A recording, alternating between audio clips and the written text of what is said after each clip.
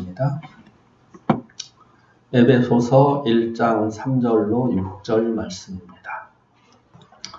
찬송하리로다. 하나님 곧 우리 주 예수 그리스도의 아버지께서 그리스도 안에서 하늘에 속한 모든 신령한 복을 우리에게 복 주시되 곧 창세전에 그리스도 안에서 우리를 택하사 우리로 사랑 안에서 그 앞에 거룩하고 흠이 없게 하시려고 그 기쁘신 뜻대로 우리를 예정하사 예수 그리스도로 말미암아 자기의 아들들이 되게 하셨으니 이는 그의 사랑하시는 자 안에서 우리에게 거저 주시는 바 그의 은혜의 영광을 찬미하게 하려는 것이라. 아멘.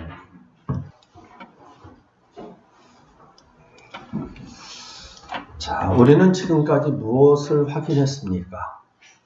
성경 말씀을 통해서 하나님께서 하나님 백성에게 주시는 구원을 이해하려고 할 때 예정 선택을 통한 구원이냐 아니면 인간의 자유의지와 행위를 통한 구원이냐 이런 이분법적인 논리를 앞세워서 이 구원을 해석하려고 하다가는 구원에 대한 전체적인 설명 또는 바른 이해가 불가능하다. 이 사실을 확인한 바가 있습니다. 이것은 마치 하나님의 존재에 대하여 우리들이 설명을 할 때 삼위일체라는 용어를 사용하지 않고서는 성경 속에서 자신을 드러내시는 하나님의 존재에 대한 전체적인 설명이 불가능한 것처럼 구원에 대한 이해 역시도 3단계의 과정으로 나누어서 살펴보아야 한다. 이 부분을 확인한 바가 있었습니다. 그게 뭐였습니까? 예수 그리스도를 믿음으로써 하나님 자녀가 되어 하나님의 나라 천국 백성이 되게 되는 기본 구원, 그리고 이렇게 기본 구원을 받은 성도들이 자신의 자유의지로 하나님 말씀에 대한 순종의 행동을 통해 이루어가야 되는 성화 구원이 있었고요. 그리고 성도된 사람들이 제각각의 성화 구원을 이룬 분량만큼 하나님의 나라 천국에서 영광을 누리게 되는 영화 구원으로 분류해서 총체적인 성경에서 말씀하는 구원을 이해할 때 구원에 대한 복음 진리가 명쾌하게 깨달아지게 된다. 이 사실을 확인을 한 바가 있습니다.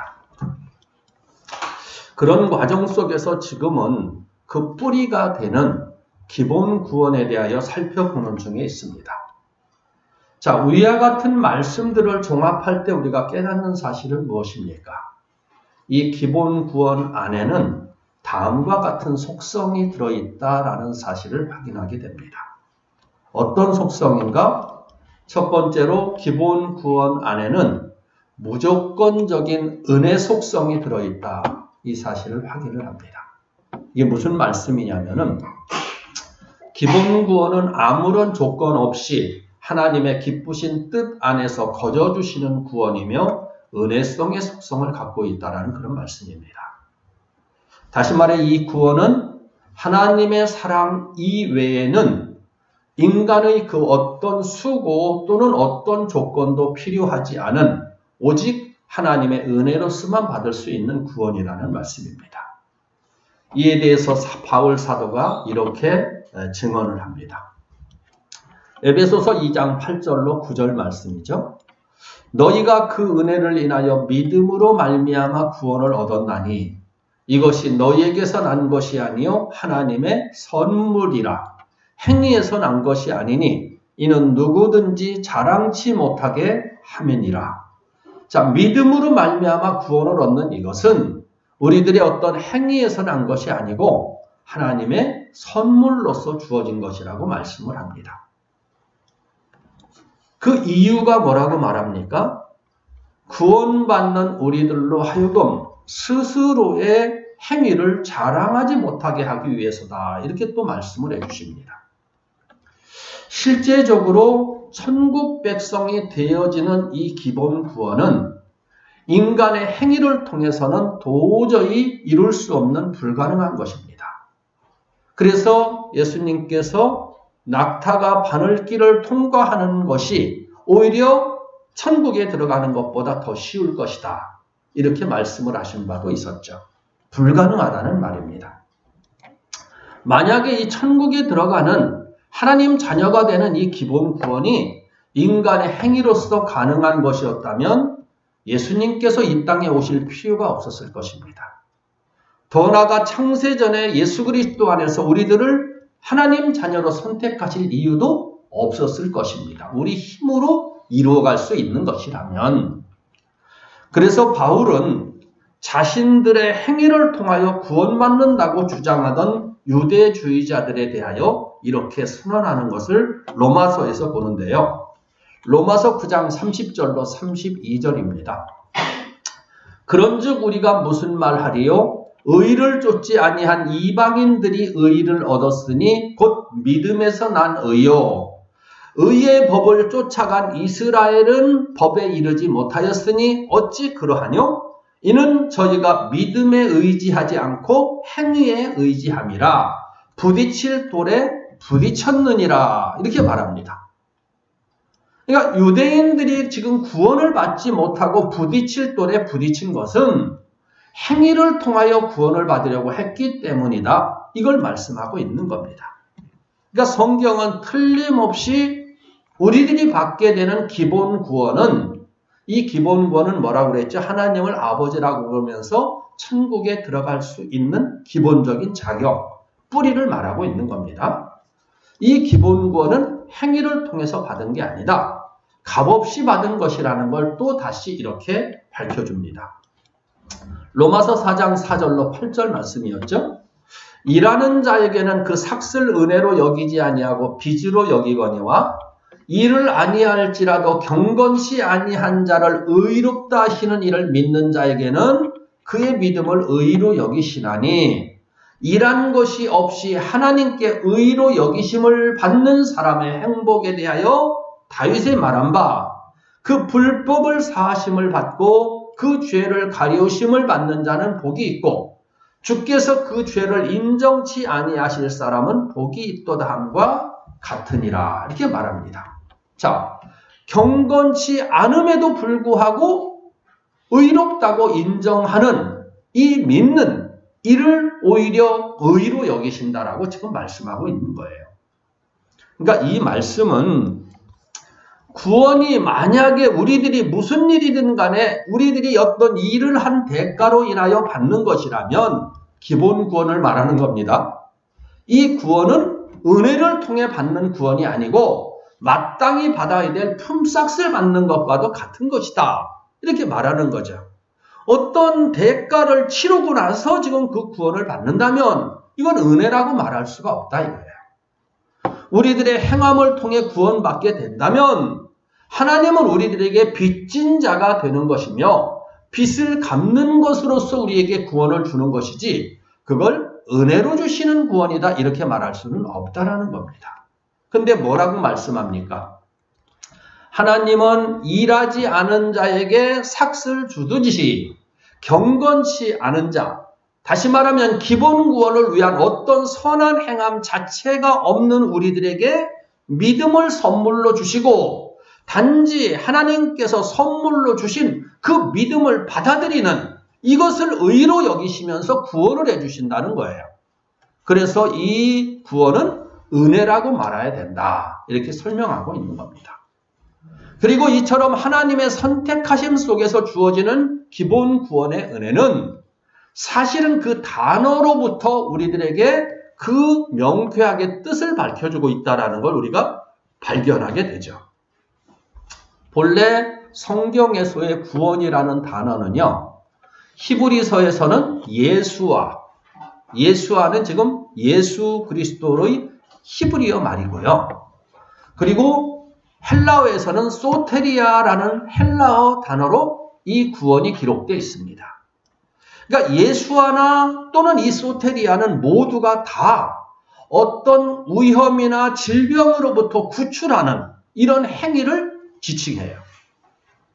자, 그런데 어떠한 위험 가운데 있는 사람이 자기 스스로의 행위를 통해서 그 위험에서 빠져나올 수 있었다거나 그렇게 빠져나왔다면 그걸 과연 구원이라고 말할 수 있겠습니까? 그럴 수 없는 거죠. 이렇게 구원은 자기 자신의 능력으로는 도저히 벗어날 수 없을 때 다른 외부로부터의 도움의 과정을 통해 그 위험을 벗어날 때 그때 구원이라는 단어를 사용할 수 있다. 이렇게 구원을 설명할 수도 있다는 거죠. 때문에 이렇게 구원이라는 단어만을 확인을 해도 인간 스스로의 행위를 통해서 구원받는다는 주장은 혼동을 일으킬 수밖에 없게 돼 있는 겁니다. 이게 무슨 말씀이냐? 기본 구원은 전적인 하나님의 은혜 속에서 무조건적으로 주어지는 은혜 구원이다. 이걸 말씀하고 있는 겁니다. 왜 하나님께서는 창세전에 자기 백성을 선택을 하셨느냐? 성경이 이렇게 말씀합니다. 로마서 8장 29절에 하나님이 미리 아신 자들로 또한 그 아들의 형상을 본받게 하기 위하여 미리 정하셨으니 이는 그로 많은 형제 중에서 맏아들이 되게 하려 하십니다. 자, 미리 정하시고 선택하신 이유가 이들에게 아들인 그리스도를 닮아가게 하기 위해서다. 이렇게 말합니다. 이게 무슨 말입니까? 근본적으로 하나님으로부터 나지 않은 사람은 그리스도를 닮아갈 수 없다는 말씀이고요. 하나님께서는 영원한 영광을 누리게 될 주인공, 다시 말해 그리스도를 닮아갈 사람들을 미리 정해 놓으셨다. 이렇게 말하는 거예요. 그럼에도 여기서 알아야 되는 것은요. 여기서 그리스도를 닮게 한다. 이는 선을 말하기도 하는데요. 이건 사람들이 흔히 말하고 있는 세상의 도덕, 윤리 수준의 선을 말하는 게 아니라는 사실을 여러분은 먼저 알아야 됩니다. 이 세상 도덕, 윤리 수준의 그러한 선은요. 다 육신의 죽음을 기점으로 없어지고야 말 것들이기 때문이다. 이를 지금 말하고 있는 게 아닙니다. 예수님을 닮아간다는 것은. 자, 예수 밖에 있는 사람들이 세상 도덕 윤리 수준에서 착하고 옳다고 말하는 것들의 실체를 그럼 어떻게 과연 설명할 수 있을까? 마치 사형 날짜가 정해져 있는 감옥에 있는 죄수들이 이것을 이렇게 비유를 한 거예요. 이 세상에 제각각 죽을 날들이 정해져 있는 나름대로의 사람들, 세상을 지금 감옥으로 그냥 비유를 하고 있는 겁니다. 거기에서 우리가 영생하는 건 아니죠.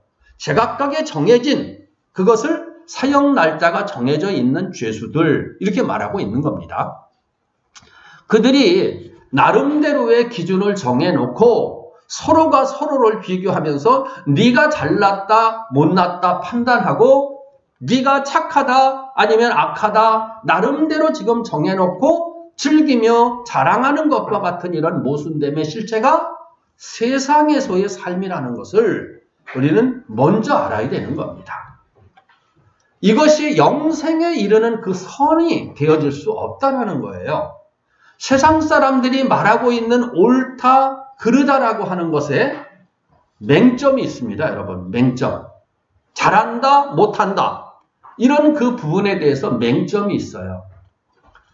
예를 들어서 국가 간의 영웅, 국가의 영웅이 서로 다르죠. 자, 우리나라에서는 안창호 하면은 의인의 최고 반열에 들어가는데 일본에서는 뭐라고 말해요? 달라요.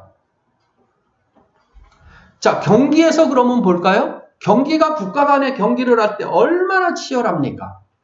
특히 우리 한일 간의 그 경기를 할 때 보면은 아주 치열합니다. 그럼 거기서 우리가 지금 잘한다 하는 사람과 일본 측에서 잘한다는 사람이 똑같은 사람에게 그렇게 말하지 않아요. 네 편, 내 편들이 있죠. 우리나라도 지금 진보, 보수 이런 쪽으로서 아주 많이 갈라져 있는 것들을 보게 되는데요. 내 편에 있는 사람들 하면은 무조건 감싸주려고 하고 무조건 보호하려고 하고 무조건 옳다고 생각들을 하죠. 상대방에 대해서는 이리 하든 저리 하든 무조건 배격하는 잘못했다고 지금 생각하는 이러한 사상들이 여러분 지금 들어있지 않습니까?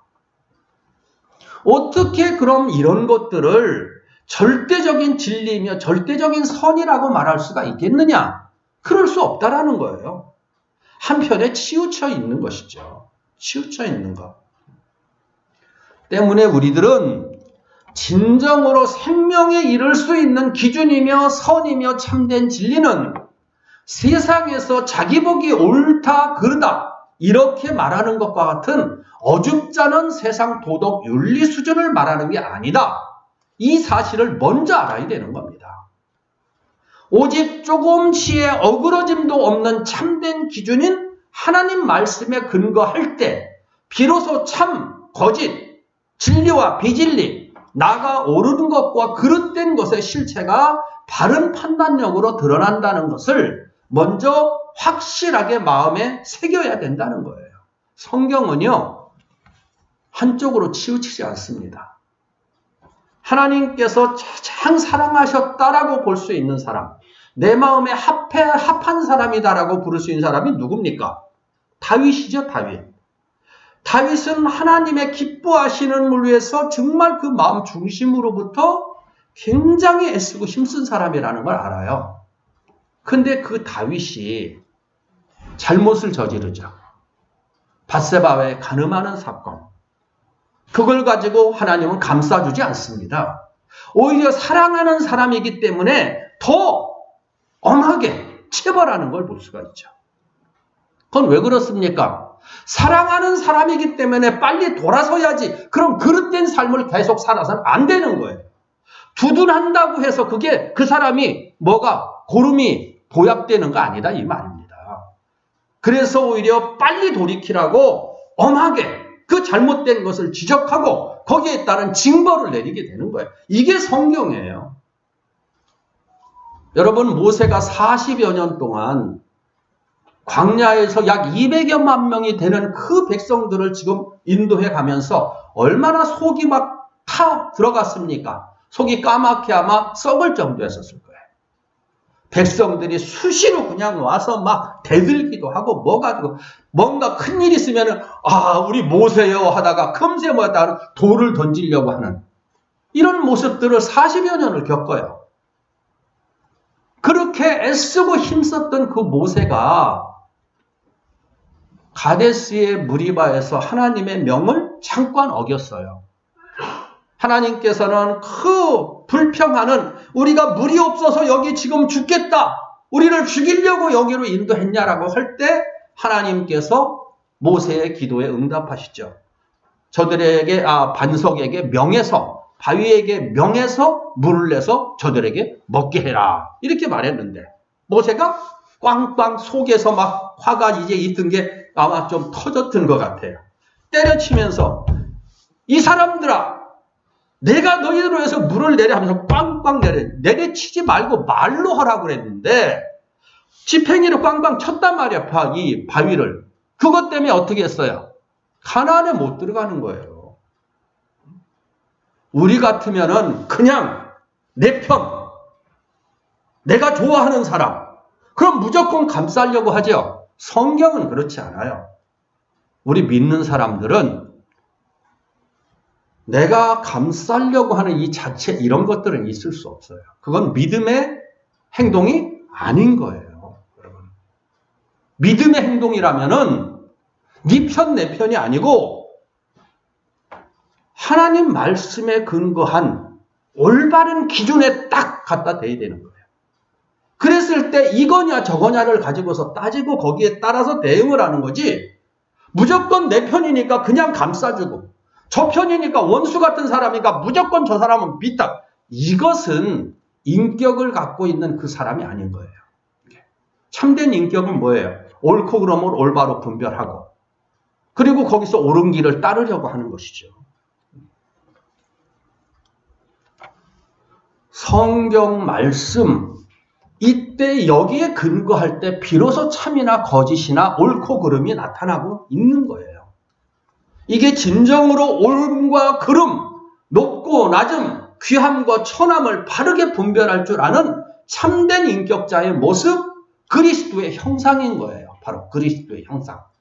주님을 닮아가게 하기 위해서 미리 정했다라는 것은 바로 이런 사람을 만들어 가기 위해서라는 거예요. 세상 사람들은 그렇지 않아요. 다 자기 편으로 치우쳐요. 그래서 팔이 안으로 굽는다고 말하잖아요. 이걸 사랑이라고 말하고 천만의 만만의 말씀이에요. 사랑 아니에요. 그게 나중엔 그 사람을 죽인다는 것을 모르는 거예요.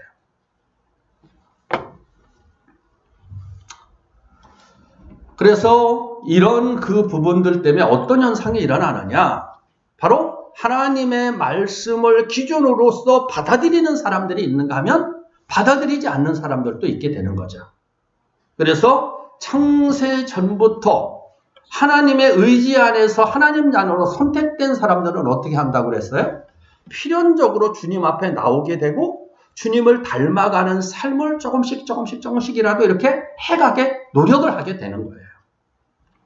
그래서 요한복음 10장 27절에서 이렇게 말합니다. 내 양은 내 음성을 들으며 나는 저희를 알며 저희는 나를 따르느니라 이렇게 말씀해요.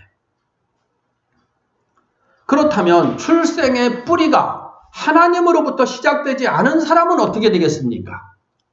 그들은 처음부터 진리가 그 속에 없기 때문에 그들은 세상의 풍조, 세상의 흐름의 논리만을 추구하며 앞세우며 살아가게 되는 거예요. 하지만 그 출생이 하나님으로부터 시작된 자녀는 부르심의 때가 되면 자연스럽게 양이 목자의 음성을 듣고 따르듯이 주님의 음성을 듣게 되고 주님도 그들을 아시며 또 그들은 자연스럽게 주님을 따르게 된다라고 말하는 거예요. 그래서 뭐라고 합니까? 내 양은 내 음성을 들으며 나는 저희를 알며 저희는 나를 따르느니라 이렇게 말하는 거예요.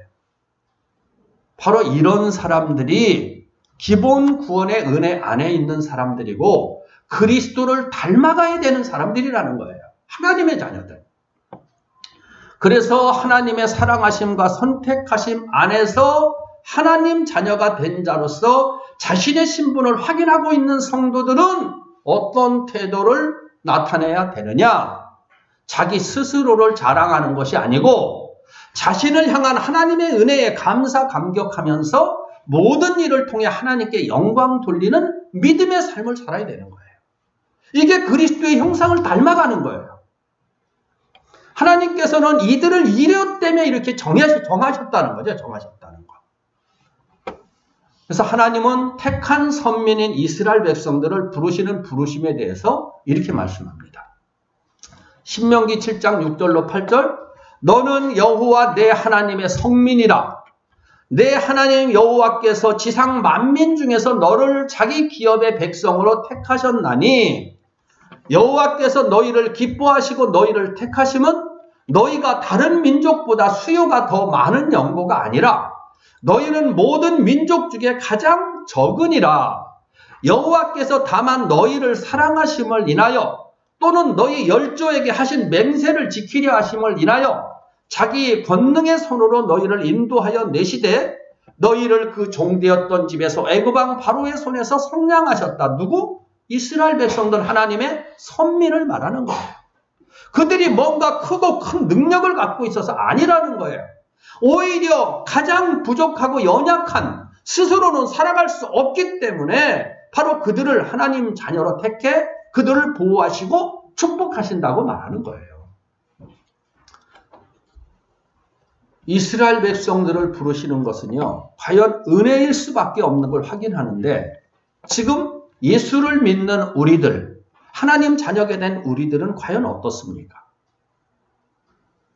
고린도전서 1장 26절로 29절에서는 이렇게 말씀합니다. 형제들아, 너희를 부르심을 보라. 육체를 따라 지혜 있는 자가 많지 아니하며 능한 자가 많지 아니하며 문벌 좋은 자가 많지 아니하도다. 그러나 하나님께서 세상의 미련한 것들을 택하사 지혜 있는 자들을 부끄럽게 하려 하시며 세상의 약한 것들과 강한 것들을 악한 것들과 강한 것들을 부끄럽게 하려 하시며 하나님께서 세상의 천한 것들과 멸시받는 것들과 없는 것들을 택하사 있는 것들을 폐하려 하시나니 이는 아무 육체라도 하나님 앞에서 자랑하지 못하게 하려 함이라. 육체를 따라 지혜 있는 자가 많지 않고 능한 자가 많지 않고 문벌 좋은 자가 많지 않다. 자, 여러분 어떻게 생각합니까? 저와 여러분들이 하나님의 특별한 은혜의 대상자로 구원 얻을 주인공이 될 수 있을 만한 그런 자격들을 갖추고 있는 사람들인가? 혹시 세상적으로는요, 그런 나름대로 저 사람보다 그래도 나으니까 내가 도덕적으로, 윤리적으로, 세상 지식적으로 여러 가지 그 부분으로 재주가 있고 뭔가 저보다 나으니까 그래도 나아. 이렇게 말할 수도 있을 거예요. 하지만 성경에서 말씀하는 부르심은 구원과 직결되는 것이고요. 이것은 우리 자신의 지금 이런 자격이 갖고 있는 재능들이 갖고 있는 뭔가가 과연 거룩한 천국의 영광에 이를 수 있을 만한 합당한 자격이 되어진다고 생각하는가? 이렇게 말하는 거예요. 그럴 수 없는 거죠. 그래서 이어서 말씀합니다. 고린도전서 1장 30절로 31절이죠.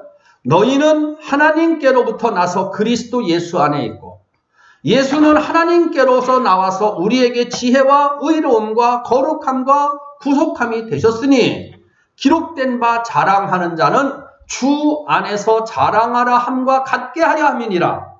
자기 자랑 아니에요. 주님을 자랑할 수 있도록 자신의 모든 주어진 것들을 통해 하나님의 영광을 드러낼 수 있도록 하게 하려고 이렇게 하셨다는 거예요. 자, 뭘 말씀합니까? 우리들에게 이미 주어진 바가 된 천국에 들어가게 되는 자격이 되는 이 기본 구원은 오직 하나님의 무조건적인 은혜로서 주어진 구원이다. 그래서 로마서에서 하나님의 은혜를 이렇게 설명을 한 바가 있었죠. 아까 로마서 4장 4절 5절입니다. 일하는 자에게는 그 삭슬 은혜로 여기지 아니하고 빚으로 여기거니와 이를 아니할지라도 경건치 아니한 자를 의롭다 하시는 이를 믿는 자에게는 그의 믿음을 의로 여기시나니. 무슨 말이에요? 하나님은 경건치 않은 자, 다시 말하여 구원을 위해 어떤 선한 행함 자체가 없는 우리들에게 믿음을 선물로 주시고 그 사실을 단지 아멘으로 받아들이는 우리들을 구원해 주신다라고 말하는 거예요. 이것은 마치 부모가 자식을 낳고 기르는 것과도 같은 이치라고 설명을 조금은 할 수도 있을 것 같습니다. 부모된 분들이 자식을 낳고 그 자식이 스스로 살아갈 능력을 갖추기까지 모든 부분에서 보살피며 그를 위해 희생하며 헌신하는 것은 왜입니까? 자기 자녀에게 무슨 값을 받기로 지금 계약을 했다든지 또는 어떤 대가를 받으려고 그렇게 헌신하고 계십니까? 그렇지 않습니다. 이는 오직 그 자녀가 자신이 낳은 사랑하는 자녀이기 때문에 그를 위해 희생하고 헌신하게 되는 것이죠. 이 때문에 어떤 조건도 없이 지금 희생을 부모는 자원하는 것입니다. 더 나아가서 사랑하는 자녀에게 부모님의 유산까지 물려받을 수 있도록 배려하기도 하는 이게 바로 부모죠. 이런 면에서 자녀에 대한 부모님의 사랑은 사랑과 은혜라는 단어로밖에는 사실은 설명될 수 없을 것입니다. 그렇지 않겠습니까? 그런데 우리들을 향한 하나님의 사랑하심은 이와는 감히 비교할 수 없을 정도로 크다고 말씀을 해요. 뭐라고 말씀을 하느냐? 기본 구원을 받은 하나님의 사랑의 대상자들에게 이사야 49장 15절에서 이렇게 말씀합니다. 여인이 어찌 그 젖 먹는 자식을 잊겠으며 자기 태선한 아들을 긍휼히 여기지 않겠느냐? 그들은 혹시 잊을지라도 나는 너를 잊지 아니할 것이라 이렇게 말해요. 그러면서 우리들을 하나님의 손바닥에 새겼다고까지도 말씀을 하십니다. 때문에 이러한 놀라운 하나님의 사랑과 은혜 베풀어 주심 안에서 하나님 자녀로 선택받고 구원받았다는 깨닫는 것 성도들은 감히 어줍지 않은 자신의 행위를 내세우면서 자기 자랑을 하며 하나님의 영광을 짓밟을 수 없다. 이는 도적질하는 것이다 이 말입니다. 하나님의 영광을. 그래서 이 기본 구원은 어떤 속성을 갖는가? 은혜성의 속성을 갖고 있다. 이를 확인합니다. 자, 다시 두 번째로 기본 구원은 어떤 속성을 갖고 있느냐? 불가항력적인 속성을 가지고 있는 구원이 기본 구원이다. 다시 말해 기본 구원은 하나님으로부터 창세전에 하나님 자녀로 예정 선택된 사람들은 어떤 경우에도 그 구원을 거절하거나 잃어버릴 수 없는 구원이라는 그런 말씀입니다. 기본 구원은 설마 그럴 리야 없겠지만 만에 하나라도 내가 구원받기 싫다고 거절한다고 해서 거절될 수 있는 구원이 아니라는 말씀이에요. 주님이 요한복음 6장 38절 39절에서 이렇게 말씀합니다. 내가 하늘로서 내려온 것은 내 뜻을 행하려 함이 아니요 나를 보내신 이의 뜻을 행하려 함이니라. 나를 보내신 이의 뜻은 내게 주신 자 중에 내가 하나도 잃어버리지 아니하고 마지막 날에 다시 살리는 이것이니라. 주님께서는 이 땅에 하나님의 뜻을 행하려고 오셨는데 그러한 하나님의 뜻이 뭐냐? 하나님께서 선택하신 자를 하나도 잃어버리지 않고 다 구원 얻게 하는 것이다. 이를 위해서 주님이 오셨다는 거예요. 그렇다면 어떻게 하나님이 자신의 아버지가 되신다는 사실을 인정하게 해주는 이 기본 구원의 역사가 우리들에게 지금 적용되어지고 있는 것이냐? 에베소서 1장 17절에서 이렇게 밝혀줍니다. 우리 주 예수 그리스도의 하나님 영광의 아버지께서 지혜와 계시의 정신을 너희에게 주사 하나님을 알게 하시고 이렇게 말해요. 택함받은 하나님의 백성이 자신을 부르는 구원의 초청을 도저히 거절할 수 없는 까닭에 대해서 밝혀주는데 뭐라고 말합니까? 선택받은 제각각의 하나님의 백성들을 부르시는 때가 되면 하나님께서 그 마음속에 지혜와 계시의 정신을 주셔서 하나님을 알게 해주신다는 거예요. 인정하게 해주신다는 거예요. 그러니까 어제까지 강팍했던 어떤 그 사람이 갑자기 이렇게 어떤가 뭔가를 지금 보면서든 뭐든 이렇게 마음이 열려가지고 하나님 앞에 나오게 되는 것은 바로 하나님께서 지혜와 계시의 정신을 그 속에 주셔서 하나님을 알게 하시기 때문이라는 거예요. 그러니까 하나님이 생명의 근원이 되는 우리 마음속에 역사하셔서 우리들에게 하나님의 존재를 알게 해주시고 구원해 주시기 때문에 택한 백성은 도저히 이를 거부할 수 없다라는 말입니다. 바울이 다시 말해요. 에베소서 1장 18절로 19절 너희 마음 눈을 밝히사 그의 부르심의 소망이 무엇이며 성도 안에서 그 기업의 영광의 풍성이 무엇이며 그의 힘의 강력으로 역사하심을 따라 믿는 우리들에게 베푸신 능력의 지극히 크심이 어떤 것을 너희로 알게 하시기를 구하노라. 뭐라고 말합니까? 하나님의 힘의 강력의 역사심을 땅에 통해서 우리들이 지금 믿음을 갖게 됐다는 거예요. 이렇게 마음속으로부터 믿어지고 받아들여지도록 우리 안에 성령으로 내주하여 주시면서 믿게 해주시기 때문에 이 기본 구원은 거부하려고 해도 거부할 수 없는 불가항력적인 속성을 갖고 있는 구원이라는 말씀입니다. 그래서 성경은 믿음을 가진 사람에게 있어서는 이 기본 구원이 하나님의 은혜 가운데 이미 과거적으로 이루어진 것이다. 이렇게 말씀을 해요. 요한복음 6장 47절입니다. 진실로 진실로 너희에게 이르노니 믿는 자는 영생을 가졌나니 이렇게 말해요. 가졌다. 이 말씀은 앞으로 잘 믿고 잘 행해서 영생에 이르는 것을 말하는 게 아니고 믿음을 선물로 받은 자는 이미 영생구원의 은혜 속에 들어있는 사람이다. 이렇게 말하는 거예요. 그러니까 그들에게 있어서의 기본 구원은 거부할 수 없는 불가항력적인 구원이라고 말하는 겁니다. 그래서 사도 바울은 그 어떤 것도 그리스도 안에 있는 하나님의 사랑을 끊을 수 없다라는 것을 이렇게 선포합니다. 로마서 8장 38절로 39절인데요. 내가 확신하노니 사망이나 생명이나 천사들이나 권세자들이나 현재일이나 장래일이나 능력이나 높음이나 기품이나 다른 아무 피조물이라도 우리 주 그리스도 예수 안에 있는 하나님의 사랑에서 끊을 수 없다.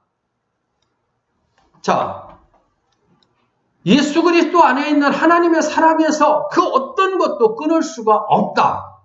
그렇다면 어떻게 이게 가능하다는 얘기며 어떻게 바울은 이렇게 큰 소리를 칠 수 있느냐? 여러분 큰 소리 칠 수 있어요? 저는 큰 소리 칩니다. 확신합니다. 당연한 것이니까요. 큰 소리 칠 수 있는 이유를 주님이 답변해 주는데요. 요한복음 10장 29절입니다. 저희를 주신 내 아버지는 만유보다 크심에 아무도 아버지 손에서 빼앗을 수 없느니라. 이렇게 말해요. 하나님은 만유보다 크신 분. 누가 하나님으로부터 하나님의 택한 자녀를 뺏을 수 있겠어요? 하나님의 힘과 능력이 이 세상 우주 만물의 그 어떤 것보다 크기 때문에 이는 지극히 당연한 것입니다. 뭐라고 말씀합니까? 하나님 백성들이 받게 되는 기본 구원은 잃어버릴 수 없는 불가항력적인 구원이라는 그런 말씀입니다. 우리 육신의 부모님은요, 아무리 자신이 자식을 사랑한다고 해도 자식이 부모 곁을 떠나가게 되면은요, 어쩔 수 없어요. 보내줄 수밖에 없는 거예요. 이게 우리 육신의 부모님의 능력의 한계예요. 하지만 하나님은 결단코 자기 백성을 잃어버리지 않는다라고 선언을 하시는 거예요. 자, 마음속에 성령으로 들어오셔서 깨닫게 하시는 역사를 과연 어떻게 막거나 거절할 수 있겠습니까? 만약에 손을 잡아서 이끌어 가신다면 손은 비록 끌려간다고 해도 내 마음으로 나는 안 믿어. 나는 떠날 거야. 하면서 거부할 수 있을 거예요, 마음은. 손만 끌고 간다면. 하지만 성령은 생명 자체가 되시는 마음을 움직이기 때문에 거절할래야 거절할 수 없다는 거예요. 그래서 잠언 4장 23절에서는 이 마음을 이렇게 표현하죠. 무릇 지킬 만한 것보다 더욱 네 마음을 지키라. 생명의 근원이 이에서 남이니라. 마음, 생명이에요. 바로. 육신은 껍데기예요. 허물. 제가 그래서 그런 말씀 드렸었죠. 이 우리들의 영, 생명은 성경 속에서 이제 푸뉴마라는 단어, 호흡을 말하고 있는 호흡. 우리 마음속에 지금 생동하는 이 원리가 있어요. 그래서 우리 무슨 허수아비들이 있잖아요. 겉에 비닐로 씌워진 주유소가 오라고 막 흔들다든지 하는 이런 것들, 또는 누가 개업을 하면은 이렇게 기둥 만들어 놓는 것들. 껍데기는 육체죠. 우리로 친다면. 그 속에 공기가 계속 올라가고 있죠. 공기가. 모터가 밑에서 막 불어요, 여러분. 생명은 어떤 거다? 껍데기가 생명이 아니고 그 공기가 생명인 거예요. 우리의 생명의 근원이 어디냐? 마음속에 있는 거예요, 여러분. 여러분 껍데기가 생명의 근원이 있는 거 아니에요. 이 실체부터 알아야 돼요. 자, 마음이 지금 생명하고 연결이 돼 있는 거예요. 그런데 하나님께서 마음속에 성령으로 역사하셔서 우리를 지금 하여금 믿게 하고 하나님 앞에 나오게 하는데 거부한다? 그럼 죽는 거죠. 죽으면 택한 백성은 영생에 이르는 거예요. 거부할 수 없다는 겁니다. 실제로 어떻습니까? 우리들이 지금 하나님을 보아서 하나님을 믿습니까? 그렇지 않죠. 마음에 믿어지니까 하나님 말씀을 들으면 마음속에서 지금 아멘의 이 응답이 생겨지게 되는 거예요. 이게 바로 성령의 역사고요. 이런 사람들이 확실하게 예수 안에서 하나님 자녀로 택함 받은 성령 받은 사람인 거예요. 이런 현상은 하나님 자녀에게 있어서는 지극히 자연스러운 현상인 겁니다.